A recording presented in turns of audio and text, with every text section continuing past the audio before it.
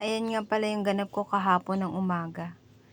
So ayan, pagkagising ko, naligo ako tapos nagbihis tapos nag-makeup. Nagtry akong i-refresh yung sarili ko, yung mukha ko kahit sobrang parang dry na, hindi. Alam mo yung parang gusto mong i-fix yung sarili mo, ilagay mo sa mindset mo na okay lang yan, gusto mo balik sa dati, ganyan.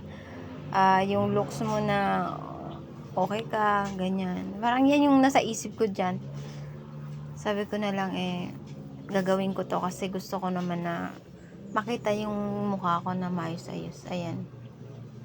So, ayan, pinipilit ko na umupo ng maayos, kaya lang kasi yung yung backbone ko, simula nung nalagyan ako ng anesthesia, parang hindi pa rin siya talaga totally nawawala yung ngalay. So, siguro, sabi nila normal lang daw yun. Day by day, parang habang tumatagal, nawawala daw yun, nagiging normal na. So, ayan, let's put the sunblock panglagay na panglaban sa araw.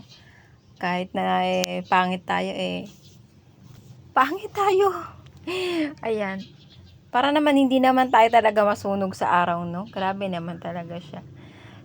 Yan, lagay tayo ng sunblock. Tapos may nahanap pa ako dyan yung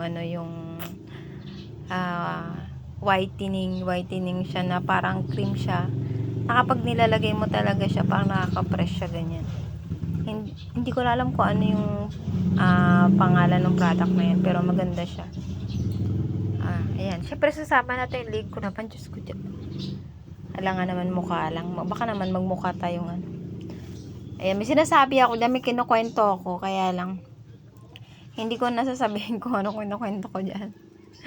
Kasi parang may pinagkukwentuhan yata kami dyan about doon sa sa isang patient doon sa hospital. Oo. Na cancer patient siya. Tapos, lagi siya nagme-makeup.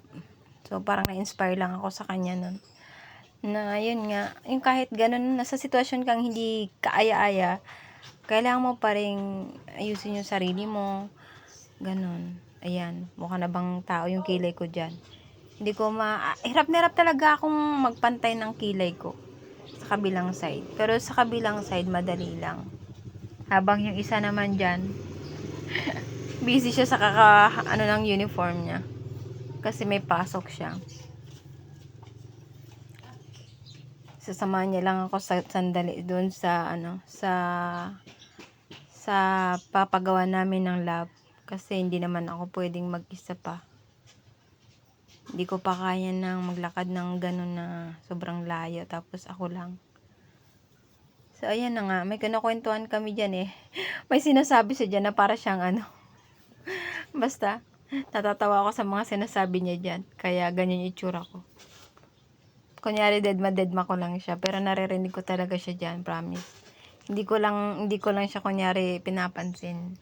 Pero yung lahat na sinasabi niya, sumisikin sa isip ko na naririnig ko talaga siya. Pero kunyari, busy ako sa makeup tutorial ko dyan. Tutorial! Ayan. Actually, malapit na rin ako matapos yan kasi sabi ko nga, ayaw ko naman tanghaliin na kasi sobrang init.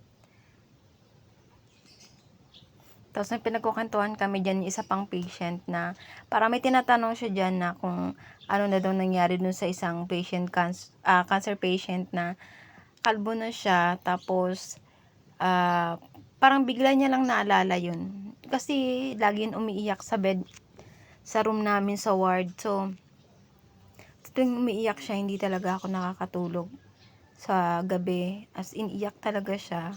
Tapos lagi niyang hinahanap yung anak niya. So, yan yung pinagkukwentuhan namin nung time na yun. Na sabi niya, nasan na yun? Parang hindi ko na siya nakikita. Hindi niya pala naabutan na dinala na yun sa ward kasi sa high risk kasi kumalat na yung cancer sa ulo niya. So, parang nagkaroon siya ng ang tawag nun, nakumato siya ng ilang oras. Tapos, bumalik din naman kasi parang yung habang nakumato siya, naglalakbay yung spirit niya naglalakbay. So, yung naglalakbay yung kaluluwa niya, parang bumalik kinabukas. Ano, basta bumalik din agad. Basta ang sabi niya, ang dami daw niya nakitang anghel. Tapos bigla daw siyang pinabalik kasi hindi ko alam kung bakit. Basta sabi niya, maraming akong anghel na nakikita. Sabi niya ganun. Pero binabalik nila ako dito. Tapos yun, biglang, yun, nagising siya. Nung habang kinakwento niya yun, umiiyak siya dun sa anak niya. Yun yung pinagkukwentuhan namin ng time na yun. So, ayan na. Naka-final look na ako. Hindi na ako nag-lipstick kasi doon na ako mag-lipstick sa baba niyan. Bago, kasi magto-toothbrush pa ako eh. Mukha na rin naman siguro kung tao sa part na yun. Mukhang tao. Ayan na. Prepare na kami dyan. Kabis na ako. Pupunta na kami ng excited na ako magawa yung lab kasi gusto ko na matapos, matingnan, makita kung normal na ba yung mga ano ko, yung potassium ko, yung creatinine, tsaka yung ano. Kasi yung creatinine ko, ay yung potassium ko, bumaba nung nakaraang nasa hospital ako nung wala akong mga kinakain. So, nag-decide si doc na, yun nga, lagyan ako ano, basta para siyang mahaba na, yun nga, potassium, tapos, idadali dun sa ugat ko, na halos magdamag akong umiiyak. Ayan na. Okay na ako dyan. Nice ko na itsura ko. Wala kasi akong malaking mirror na, so, ano na siya. Sa cellphone na lang ako minsan nagsasalamin. Ayan. Yung kilay kong pagkakapal-kapal. Ayan, bababa na tayo kasi syempre, ganyan ako bumaba eh. Ganyan lang ako bumaba, dahan-dahan. Kaya nakakababa ako ng hagdan. Kasi ang baba ko hindi naman agad-agad ng pandalas. Ganyan lang ako. Dati nung pumapasok ako nahulog ako dyan eh. Kasi pandalas ako yung shoes ko, nadulas. Kaya yun, pag hindi ka talaga maingat dyan, lagapak ang iyong puwet.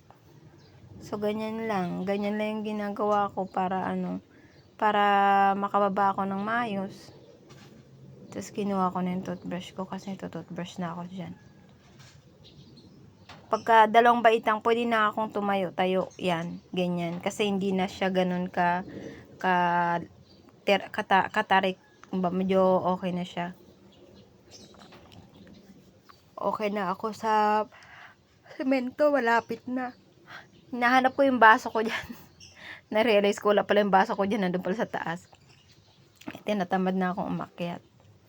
Kaya nanghiram na lang ako ng baso ni ate.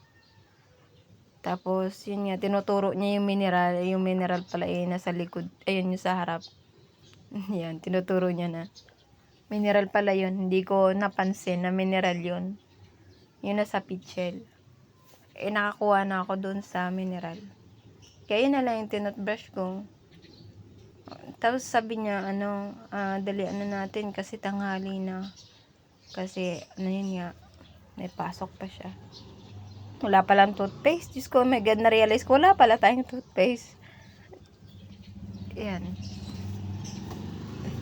Kami lang ba? O kayo lang? O kami lang ba to? Yung hindi talaga kami nabili ng buo, kundi sa sachet lang. Kasi feeling ko mas tipid yun sa shake kaysa sa buo. Ang buo kasi, hadla, pag pinindot mo siya, ang daming lumalabas agad eh. Sa sachet, pwede mong tipid-tipirin, ganun.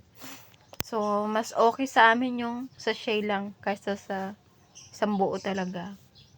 Pero minsan naman, bumibili rin kami ng na isang buo. Depende lang sa magustuhan. At depende kung may budget. Kapag may budget, pag high budget, nakakabili ng buo. Pero pag wala, syempre, doon tayo sa sachet. Kasi tipid yun. Tapos dyan, nung part na yun, parang napakasakit na likod ko. Habang gumaganyan ako. Siguro dahil hindi pa nga okay talaga yung, sa backbone ko. Kaya parang kuba ako eh. Sabi nga ni ate, try mo kayang mag-street body, lumalakad. Hindi ko magawa kasi naisip ko, baka biglang bumuka yung tahi ko. baka bigla siyang makwan. Kaya para akong kuba. Lagi kong ginaganyan yung likod ko kaso nangangalay. Tagal ko mag-toothbrush. Inaabot na ako ng siyam-siyam.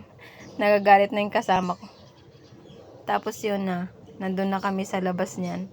Naisip namin na iwan yung nakalimutan pala yung love request namin. Kaya pinaupo niya muna ako dyan sa labas. Nantay ko siya dun sa court. Habang nag-aantay ako sa court, nagbibideo ako. Sarili ko, may sinasabi yata ako dyan. Hindi ko lang ang tanda kung ano yung sinasabi ko dyan. Basta may sinasabi ako dyan eh. About yata dun sa, sa folder. Tapos yan, naglakad na kami. Kuha na kami tricycle. Medyo may kalayuan kasi doon patatawid pa. So, hirap akong lumakad. So, yan lang muna. Thank you for watching. Mga person, ingat.